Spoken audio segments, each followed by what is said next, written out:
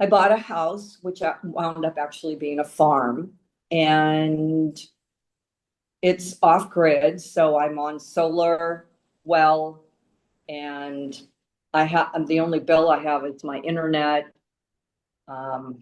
Obviously my vehicle, gasoline, Yeah. which is interestingly expensive here. But that was that was my first decision really was to buy a place here. Are you completely off grid? You're not connected to any electricity? No, I'm not. I'm not connected at all. I have a great solar system through a German company. So Yeah. and that system heats your water for a warm shower and Oh, I didn't say I had a warm shower.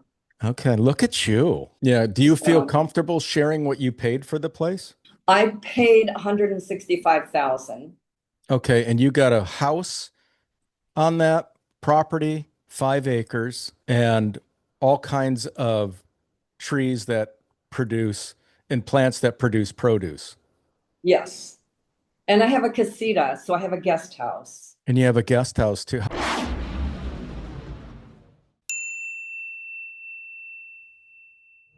Hi, can I ask you a favor? If you find our content helpful and it doesn't put you to sleep like my buddy Sheldon here,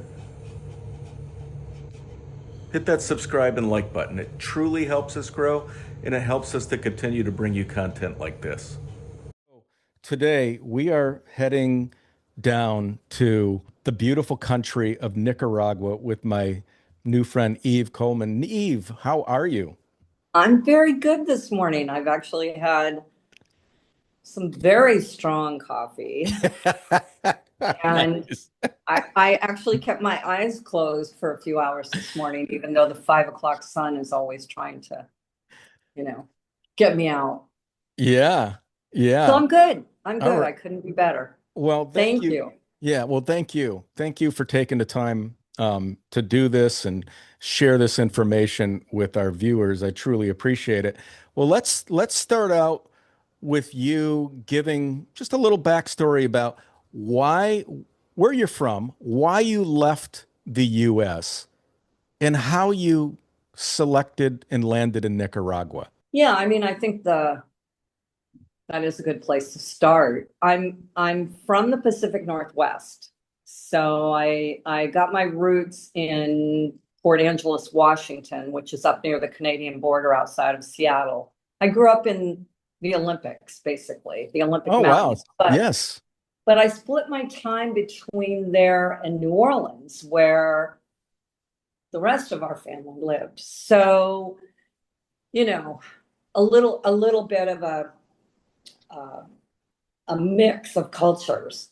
Mhm. And I don't know, that's where I started. Now I did spend a lot of years on the East Coast in Boston, approximately 25 years. I was in Boston, I was in Maine. I've lived down in the South. I've lived in the Southwest, Utah and Arizona. So I've lived around the country, and I worked domestically. My latest job doing software engineering, software business requirements and things like that. So I've been around. But when Yeah. it was time to leave work, let's see, I must have been about 63. And I was trying to do the workload of a 20-year-old because, as you know, the more you can do, the more you get to do. Yes. So but at that point I was sort of burning out, so I think my employer and I decided jointly that it was time for me to take some time off, and I took a little jaunt to South Africa, and I didn't go back. I mean, it was a phone call and they said, "Are you done?" And I said, "Yeah." And I said, "Are you done with me?" And they said, "Yeah." And I said, "Okay, good, here we are." you know So at that point, I knew that I could not live where I was living any longer. I was renting because I was just sort of post-divorce, a nice divorce, but it was just sort of post-divorce. So I was renting a nice place on Whidbey Island, Washington. And I thought, well, I can't stay here. So I thought, where can I go? And I've done some traveling in my life. So I kind of looked around. I went to see a cousin living in the Dominican Republic, and there were parts of the DR that I liked, but it was a little too fast paced. I thought I can't, the hustle vibe here is just not going to work. So then I thought, I had a friend who I'd worked at REI with in the 70s, and he and his wife were living in Nicaragua. So he said, why don't you come for a visit? So I said, okay. So I flew from the Dominican Republic and I spent a week in Panama, and I looked around Panama, and I spent a little more time in Costa Rica. And then I came to Nicaragua, and I said, pretty much almost immediately, this is it.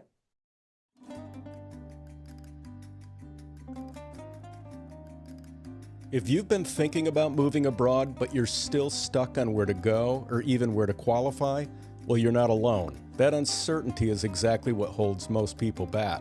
That's why we created our Ideal Destination Finder, a simple 25-question assessment designed to cut through the noise. It looks at your lifestyle, budget, goals, and preferences and gives you your top 3 best fit countries to move to. No more guessing, no more endless research, just clear, personalized direction that saves you time, money, and a lot of frustration. And if you're that kind of person that wants more clarity, someone to talk things through with, I offer one-on-one consultations where we can map this out together based on your exact situation. If you're ready to move forward, head over to adventurefreaks.com. You can scroll down a little and you'll see the ideal destination on the left. Just click it and get started. On the right, you can book a consultation with me. Pick a time that works for you. It's that simple. We'd love to help you finally get clear and take the next step.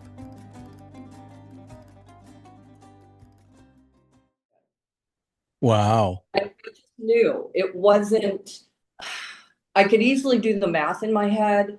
And I looked around and I said, this is for me.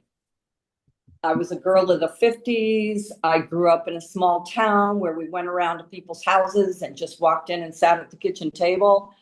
I was used to I was very happy about how a number of advancements in the first world had not really reached Nicaragua yet.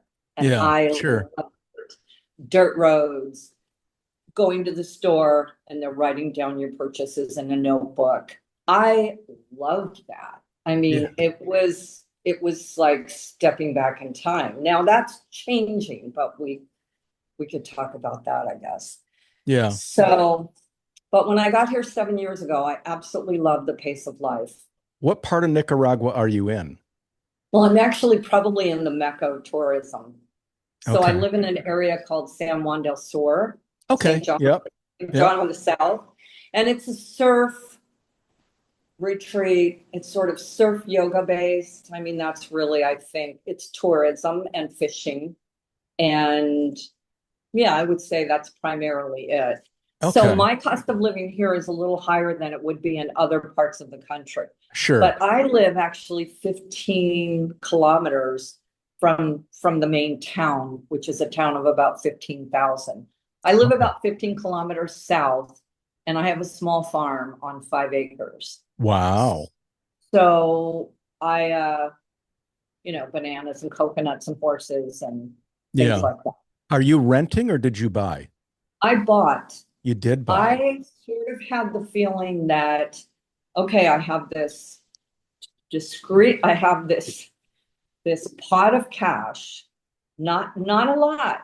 In fact, a lot less than most people would think you need. But I Yes. said, Yeah. I've got this pot of cash, and the one thing I need to make sure of is that I have a roof. So the first thing I did was I bought a place to live. And I'd been a renter most of my life, so it wasn't out of extreme caution. It was just out of, I need to make sure that I have a crash pad. So I bought a house, which wound up actually being a farm, and It's off grid, so I'm on solar well, and the only bill I have is my internet. Obviously my vehicle, gasoline, Yeah. which is interestingly expensive here. But that was that was my first decision really, was to buy a place here. Are you completely off grid? You're not connected to any electricity? No, I'm not. I'm not connected at all. I have a great solar system through a German company.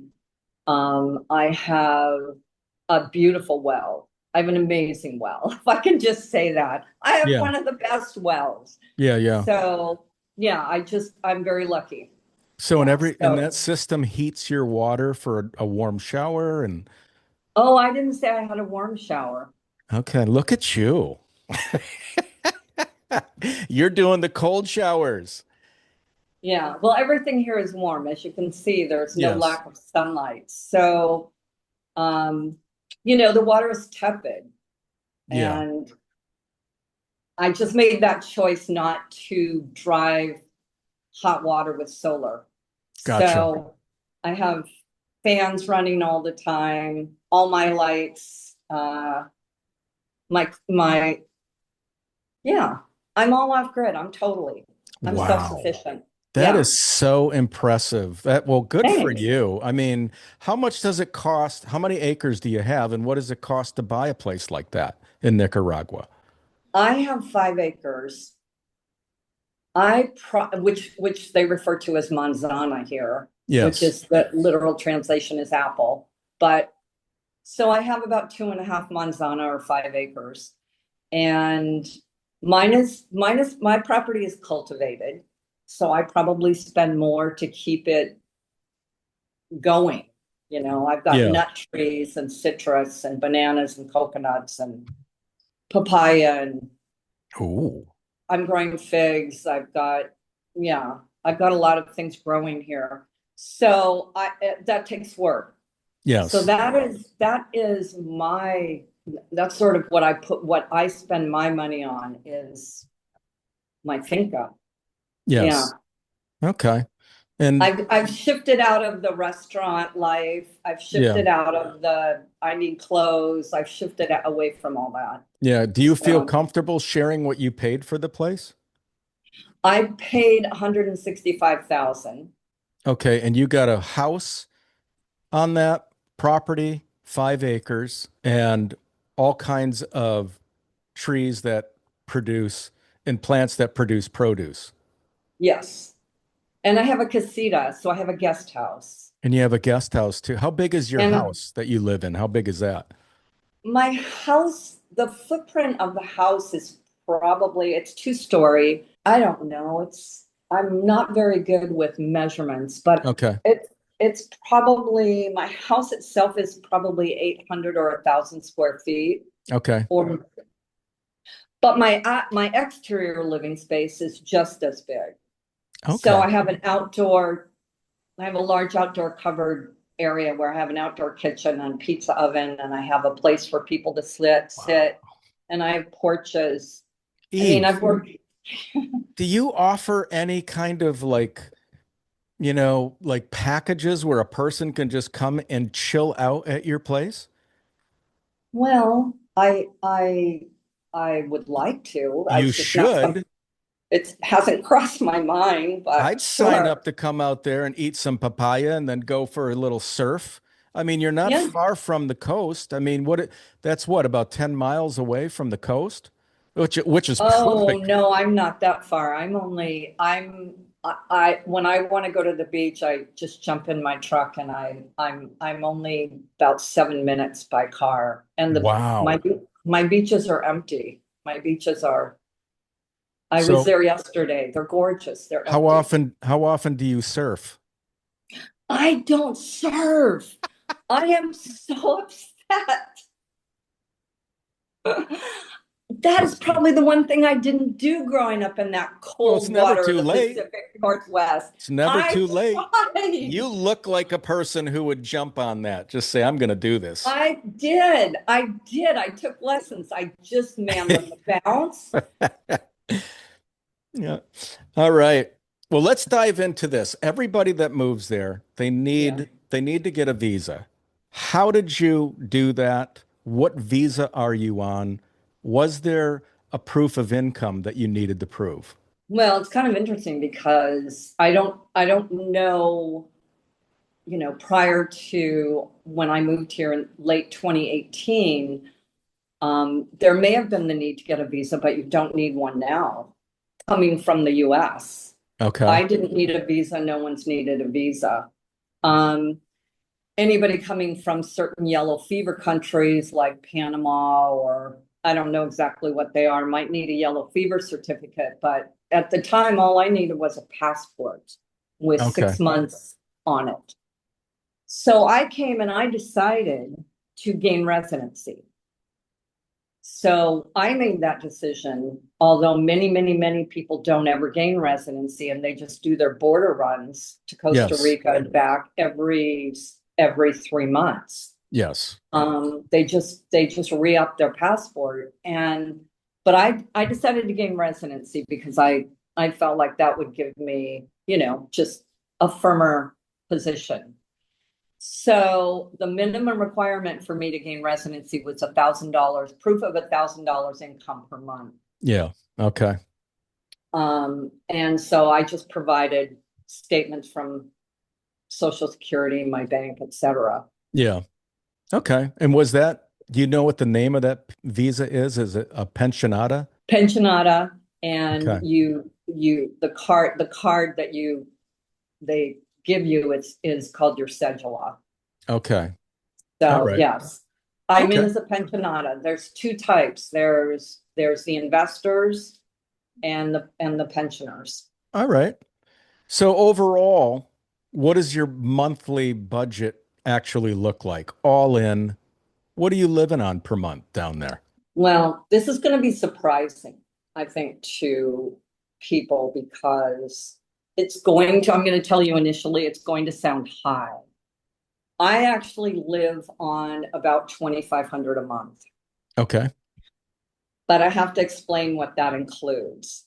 3 horses, 2 dogs, 2 cats, 7 chickens. It Yes. includes, I have a property manager who does everything. He works with me on the property. He builds things. He does everything. He's just Right. incredible. And so that pays his salary, his monthly salary, pays the salary of another family member of his who I share with people across the street. They're referred to as cuidadors, but they're typically just night watch people. And it includes all the maintenance on my property, and my vehicles, which I can tell you is significant. So, Okay. that's that's what I spent. Okay. But my quality of life, I mean, I have a farm with horses, so I and trees and a lot of citrus, mandarins and oranges and limons. So it's I don't even know what this would cost me if I lived somewhere else. To maintain You it'd know, be millions in the US. That's what's so spectacular about your place in a country like Nicaragua. I mean, you're actually supporting a couple people that work with you and you're still living on 2,500 a month and feeding all of your animals and living in a yeah, spectacular place with a casita on top of it, and you're all off grid. I mean, it's really that this is the dream for many people who watch these YouTube videos. People are looking to find places where it's less regulated and they feel more free. And yeah, I you've made created, a decision that I wanted to employ people that live here in the community yeah, because I wanted to integrate as much as I could. I set down to learning Spanish, which is coming slowly, but felt like it's important. And I employ some really amazing people, and yeah, that's what I have. yeah. Yeah. No, that's great, Eve. All right, the next thing is healthcare. Everybody that's interested in moving to Nicaragua is interested in what is the healthcare like? What does it cost? Do you have insurance? How does it work? Anything you can share about that. Yeah, when I first got here, I had Medicaid. So, I mean, Medicare, sorry, not Medicaid. Medicaid is, I think, income related. So I had Medicare that I had never used. So I thought, well, I have Medicare, but now I'm living out of the country. So I held on to Medicare for a while because I thought, well, that's a smart move. I need to have this in case Yeah. something disastrous happens and I need to go back to the States and have that major surgery. Then I dropped it. I took a Mm. brave decision and I said, well, I'm not using it. And if I get sick or need doctors, I'll get them here. Well, I did get sick. I got the typical stomach bug or something. So I went to the doctor and my lab work was $20. So I thought, well, I can have all my labs done, all the fancy lab work for $20, a Yeah. complete blood count. I can have x-rays for $10. So I wound up believing that I could actually buy the medical I needed. Yeah. I also, for 1 year, I invested, I say invested, but there is a world-class accredited hospital here called Vivian Pellis, which is a full healthcare system that for anyone over 65, I believe the threshold is 65. It was $100 a month, I believe about $100 a month. So healthcare, $1,200 a year. And that takes us, that includes emergency care and it's a regular health plan. Yeah. But I found I wasn't using it. So I'm probably someone who came in, I'm a little bit different. I came in without any health issues. And I've actually gotten healthier while I've been here. So I'm not really using the system. Now, my sister, who also lives here, she had, just as an example, she had a knee surgery. I think it was $2,600, and that was all the pre-op, it was all the operation. It was 1 or 2 days in hospital because they're very generous about hospital care. And I think at the end of all that, it was about $2,600. Okay. So what I have seen people in my age group transition from and to is thinking, I'm not going to have the arms of this fantastic healthcare system around me, right? Right. But there's sort of tiers where, okay, this is a very low end type of thing I need done. So I'm just going to stick with my local people, the little local hospital to, suture that cut on my ring finger that I got from the garden. But for more complicated things, I will go through Vivian Pellis or, a lot of the other systems that exist here, Yeah. Yeah. Yeah. Okay. So your sister came out of that well, and Oh, did she like the quality of service? Oh, it was incredible. In fact, when a surgeon gives you their cell phone number and says, if you have any complications, call me, day or night, you're That's thinking to yourself, it's like wow. this is personal. This was like it was when I was a kid growing up. You call Yeah. the doctor and he's at the birthday party and he stops and talks to you and, make Yeah. sure you're okay. And then he calls you the next day to make sure you're still okay. Yeah. So I think that it's a dynamic shift. It's Yeah. a very big shift. I mean, I'm not going to say if you're chronically ill all the time that this is necessarily the the structure you want to get into, but at the same time, I also know that everyone in my age group has come here as long as they, kind of stay out of the bars, which are always very tempting, um, you'll you'll get healthier. You'll actually probably get healthier. Yeah. Um, It's and pharmaceuticals are very inexpensive. okay. Um, Great info. Thank you for that. All right. yeah. The next question is, What surprised you the most about living in Nicaragua? Just, I think just how slow everything was, Okay. just how quiet things were. And also the fact that people spoke Spanish here. Hmm. Um, there, 7 years ago, there weren't a lot of English speakers. Or you're going down the road, cows walking across the road. The livestock is roaming around looking for things. So, it might be you driving down the Pan American Highway, which runs right through Nicaragua. It might be you, and there might be a horse cart in front of you, and there might be a 18-wheeler coming from, not Mexico, Panama. In front of that, it's just this mix of cultures and lifestyles just kind of mashed in. And there aren't a lot of rules. Yeah, There are rules, but but it's I think different. I think that it's it's very much on a basic human level. Uh, you know, be Hmm. nice, be patient, and be kind, and that's pretty much you'll be okay. Yeah, yeah, Patience, sure. a lot of patience. Yeah. Um, Yeah. Type A, you have to lose that. You have to lose, your idea that things happen like this. Yeah. You just have to decide that you're done with that. And I think that's why it works really nicely for surfers and for retirees.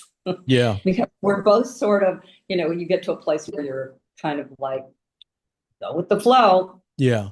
Yeah. Yeah. And that's one of the things that I think is, especially coming from the US and the culture of the US, that people have to learn to get into that kind of routine when they move abroad because it's hard to.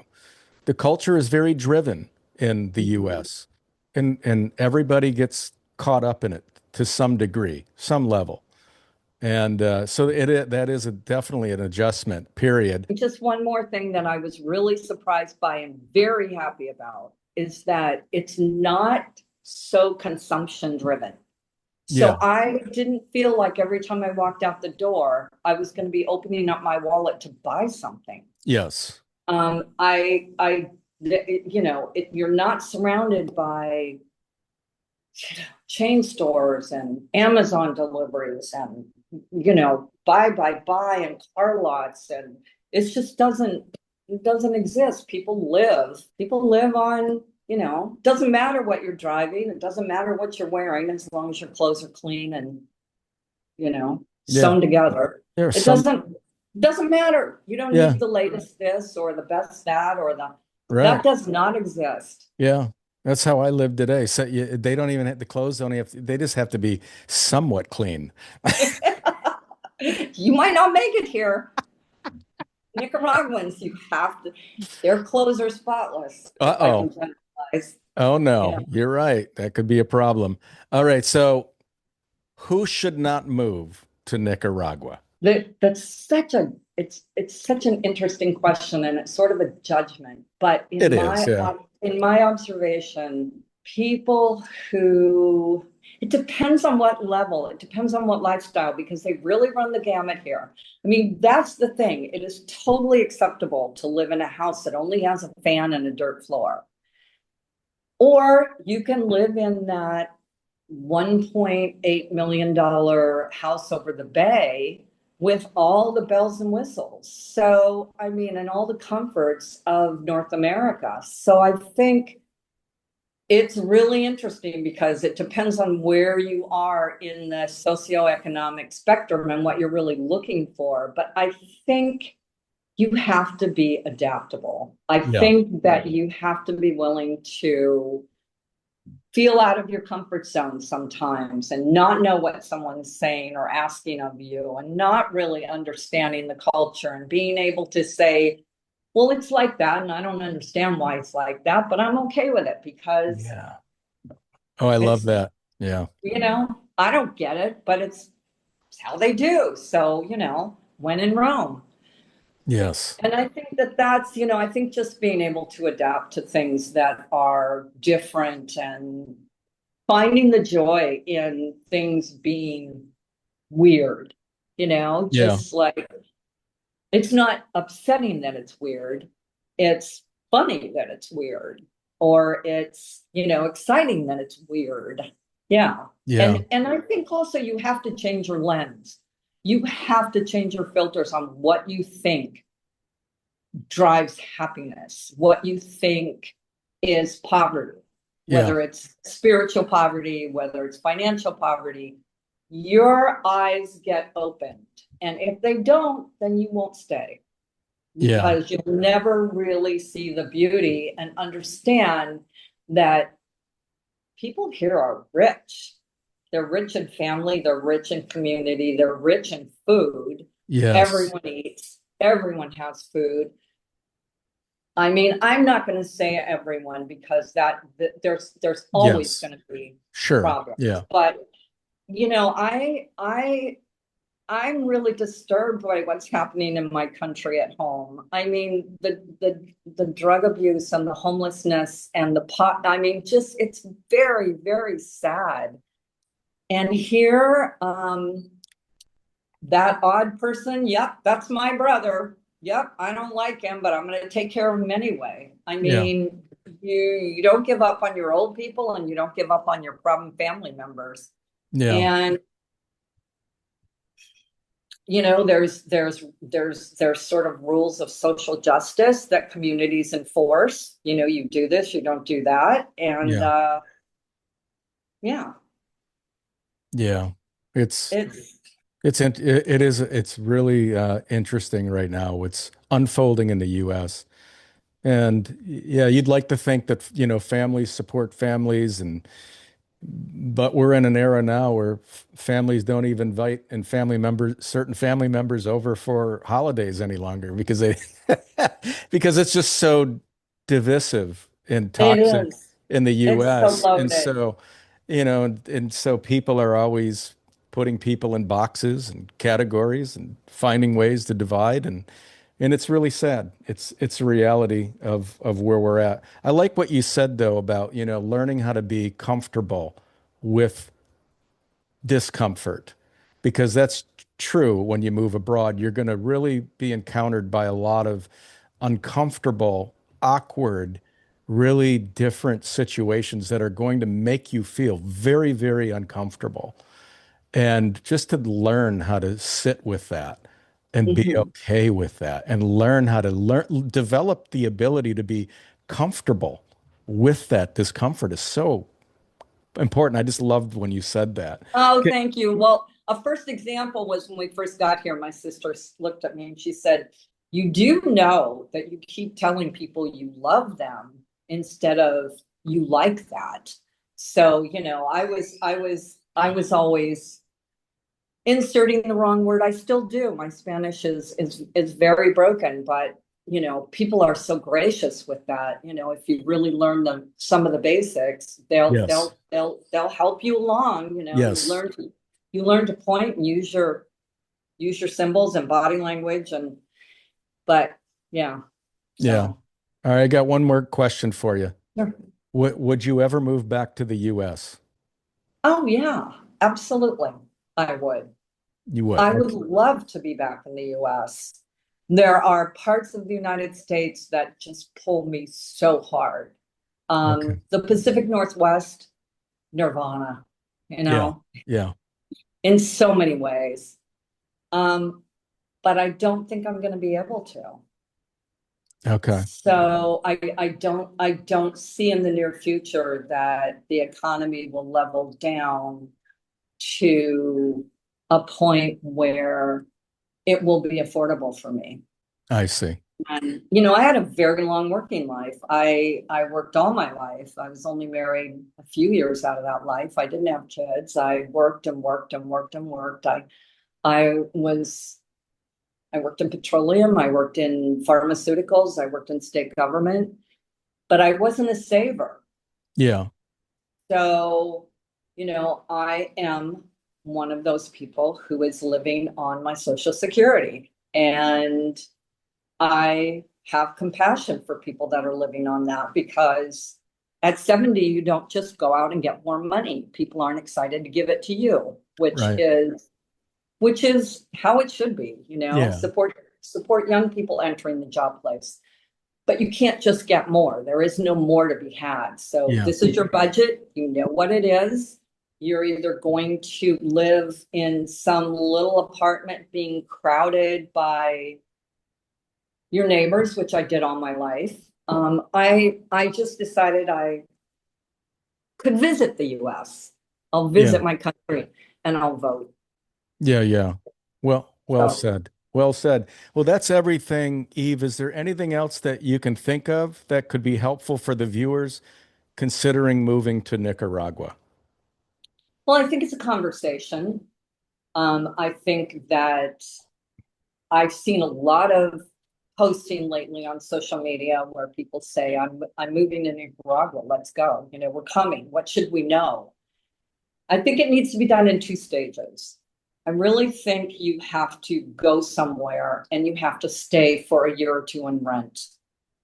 Because once the shininess comes off, and once you think you know how much it costs to live there and what your lifestyle is going to be there in that place, how minimally can you live? Do you find that you really need to have a pool and air conditioning in every room? So I think you need to go somewhere and you need to hang there and you need to have that experience and give yourself, a foot back in your home state or your home country, and just be willing to do that experiment and try living there for a few years and just be open to situations. I think what I've seen is a real churn of people leaving the US and Canada, particularly coming here, especially people with kids, finding out that either their kids aren't adjusting or the cost of living is higher than they thought or something else socially. And they leave. And that's really quite unsettling, I think, to do all in and then all out. Yeah. Um, so I would just advise people come and try things, come Mhm. down and try and see how it goes and just be open and learn a small amount of Spanish. That will help. Yeah. All right. Well, well said. Thank you. Eve Kohlman, thank you so much for again sharing all of this wonderful information. It's truly a pleasure to meet you and hear about everything you got going on down there. Thank you so much. Well, if anyone has any questions or if you ever want to talk again, it's so nice to actually be able to have a long conversation in English. So I'm loving it.